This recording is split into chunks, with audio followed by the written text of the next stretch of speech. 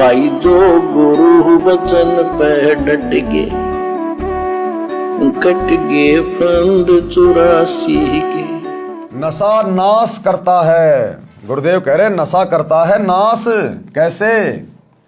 नशा चाहे शराब, सुल्फा, अफीम, हीरोइन आदि आदि किसी का भी करते हो, यह आपका सर्वनाश का कारण बनेगा। परम सत्य के वचन है कि आपके सर्वनाश का कारण बनेगा। कैसे? यहां भी आप जी बीमार हो जाओगे, तरह तरह के रोग लगेंगे, शरीर में कफ हो जाएगा, बाई हो जाएगी, जो है पित्त हो जाएगा। और जिसका शरीर स्वस्थ नहीं, वो आदमी चाहे कितना ही धनी हो, वो कभी सुखी नहीं हो सकता। और मरने के बाद तो नशा करने वाले के साथ में क्या बनेगी, आपने पिछली वीडियो में देख लिया। शराब पीवे कड़वा पानी, 70 जन्म कुत्ते के जानी। शराब पीने वाला लगातार 70 जन्म कुत्ते के भोगता है। सुरापान मदमासाहारी, गमन करे भोगे पर नारी। 70 जन्म कटत है शीशम, साक्षी साहिब है जगदीशम। नशा करने वाले की बहुत भयंकर दुर्गति यम के दूत करते हैं फिर, और नरक में ठोक दिया जाएगा। 84 लाख योनियों में गधा कुत्ता सुअर बनने के लिए विवश कर दिया जाएगा। नशा सर्वप्रथम तो इंसान को शैतान बनाता है, फिर शरीर का नाश करता है। शरीर के 4 महत्वपूर्ण अंग हैं, फेफड़े, लीवर, गुर्दे और हृदय। शराब सर्वप्रथम इन चारों अंगों को खराब करती है। सुल्फा यानी चरस दिमाग को पूरी तरह नष्ट कर देता है। हीरोइन शराब से भी अधिक शरीर को खोखला करती है। अफीम से शरीर कमजोर हो जाता है, अपनी कार्यशैली छोड़ देता है। अफीम से ही चार्ज होकर चलने लगता है। यानी अफीम खाने वाला व्यक्ति जब तक उसको अफीम नहीं मिलेगी, उसके हाथ पैर बिल्कुल ढीले हो जाते हैं। उसकी जो क्षमता है शारीरिक, वो बिल्कुल कमजोर पड़ जाती है, वो आदी हो जाता फिर, और अंत में मरकर ही दम छूटता है, मरकर ही। आज भाई और बहनों, सतगुरु रामपाल जी के ज्ञान को सुनकर, ज्ञान गंगा पुस्तक को पढ़कर, जीने की राह पुस्तक को पढ़कर, हजारों की संख्या में ऐसे भाई जो अफीम के आदी थे, और वो बताते हम तो इतनी मात्रा में अफीम खाते थे, अगर कोई नया आदमी खा ले तो उसकी मृत्यु हो जाए। एक दिन में इतनी इतनी अफीम खाते थे वो, और हर प्रकार से उन्होंने प्रयास कर लिया था। साधु संतों की शरण में भी गए, नशा मुक्ति केंद्रों में भी गए, अपने बाल बच्चों की भी सौगंध खा खा के छोड़ने का प्रयास किया, लेकिन नहीं छोड़ पाए। और जैसे ही सतगुरु रामपाल जी से उपदेश लिया, आज उन आत्माओं को अन्य अफीम खाने वालों से भी नफरत है। कोई बीड़ी पीता है तो उसकी धुआं से भी नफरत है, क्योंकि ये बुराइयां छूटेंगी ज्ञान से और परम संत के आशीर्वाद से। इस ज्ञान को समझकर आप जिस दिन ये संकल्प कर लेंगे कि हे गुरुदेव, मैं भक्ति करना चाहता हूं, मैंने बहुत गलतियां कर ली है, आप मेरी ये बुराई छुड़वाइए, आप मेरा नशा छुड़वाइए, आपकी वो तलब समाप्त कर देगा परम संत। उनके वचन में शक्ति होती है। तो भाइयों और बहनों, आज मौका है आप लोगों के पास में, अपना शरीर भी बचाओ, अपना परिवार भी बचाओ, अपनी पीढ़ियां भी बचाओ, और शरीर छूटने के बाद अपना परलोक भी सुधारो। तो गुरुदेव के सत्संग सुनना शुरू कीजिए। अफीम से ही चार्ज होकर चलने लगता है, रक्त दूषित हो जाता है, इसलिए इनको तो गांव नगर में भी ना रखे। घर की क्या बात, सेवन करना तो सोचना भी नहीं चाहिए। एक व्यक्ति दिल्ली पालम हवाई अड्डे पर नौकरी करता था। अब परमात्मा बता रहे नशेड़ी व्यक्ति किस प्रकार से अपने परिवार का, अपने बच्चों का भविष्य बर्बाद कर लेते हैं नशा कर करके। और ये नशा भाई और बहनों हम क्यों सीखे? हम लोगों ने कुसंगति में पढ़कर, हमने लोगों की देखा देखी कुसंगति में पढ़कर नशा शुरू किया। अब हम सुसंगति में पढ़ेंगे। संत की जो पुस्तक होती है वो सुसंगति होती है, संत के जो प्रवचन होते हैं वो सुसंगति होती है। हमें ज्ञान नहीं था, इसलिए हमने बुराई को बहुत जल्दी ग्रहण कर लिया। अब हमें ज्ञान हो जाएगा तो हम बुराई को छोड़ भी देंगे, और परम संत के वचन से बुराई बहुत जल्दी छूट जाती है। तो परमात्मा बता रहे हैं किस प्रकार से ये नशा परिवार को बर्बाद कर देता है, आपकी पीढ़ियों को बर्बाद कर देता है। एक व्यक्ति दिल्ली पालम हवाई अड्डे पर नौकरी करता था। सन 1997 की बात है। उस समय उसकी सैलरी 12,000 रुपये महीना थी। 1997 में 12,000 रुपये का मतलब है आज के 70-80 हज़ार रुपये। दिल्ली के गांव में यह दास रामपाल दास सत्संग करने गया। वहां एक वरदा अपनी 3 पोतियों के साथ सत्संग वाले घर में आई, जो नाते में सत्संग कराने वाले की चाची थी। वह गांव के बाहरी क्षेत्र में प्लाट में मकान बनाकर रहती थी।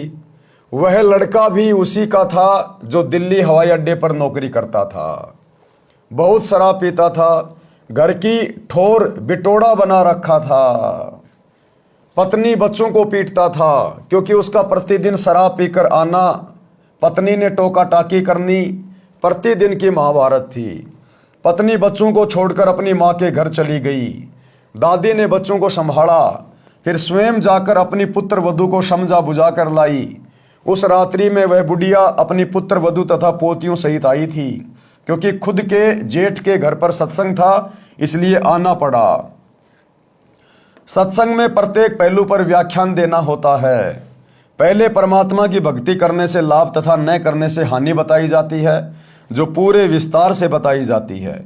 उस दिन वह शराबी पहले घर गया। घर पर कोई नहीं मिला तो कुछ देर घर पर बैठा।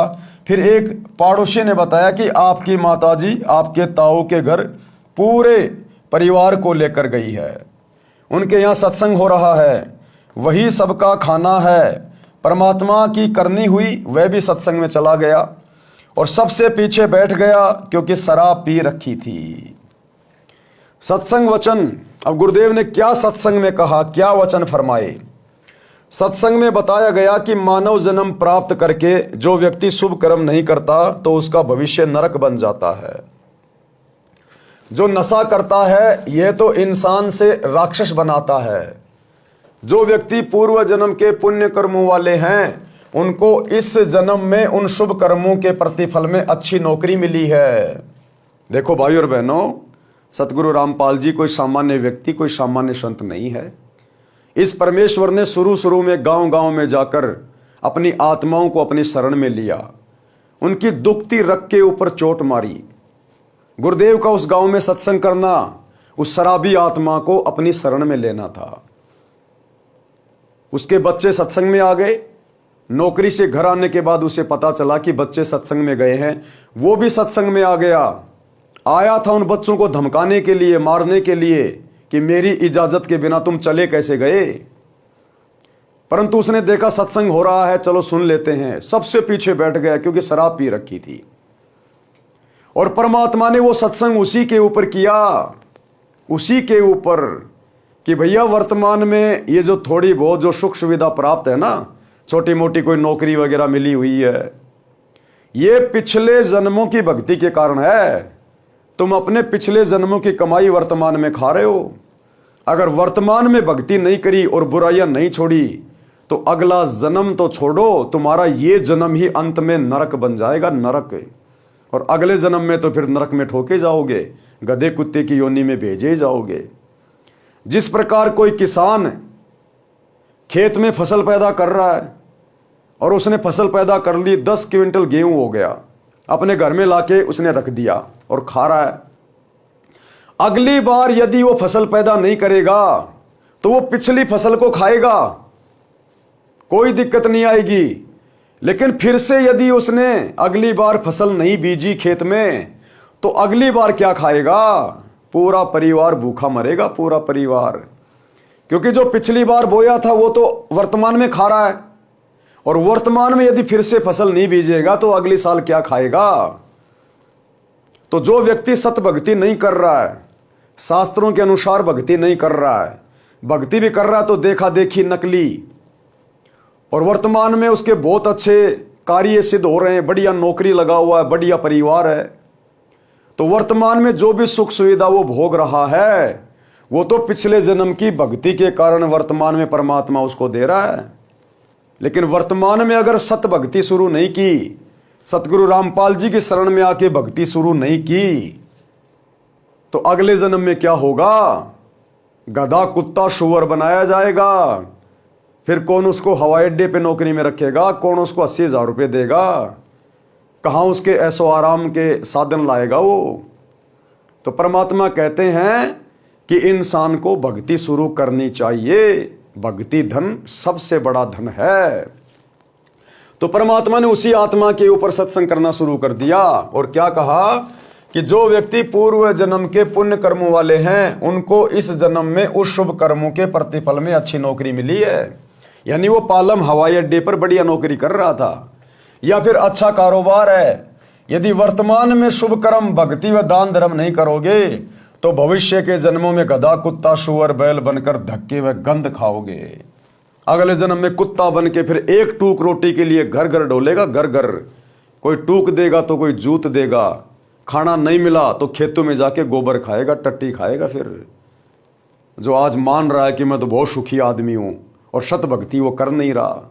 भाई जो गुरु बचन पे डट गे, कट गे फंद 84 के, कट गे फंद 84 के, कट गे फंद 84 के।